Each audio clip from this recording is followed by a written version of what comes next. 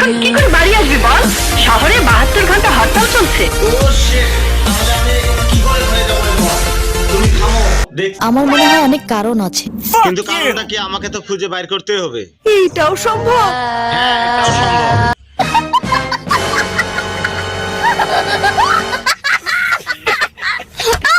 এই যে ভাই শুনুন, একটু ধরে থাকো, ঠিক আছে? আমি এই যাবো আর আসবো। মানে ইশক, প্রেম, ভালোবাসা। বাদ দাও তো তোমার ভালোবাসা টালোবাসা, আমি এসবের মধ্যে আর নাই, আমি গেলাম।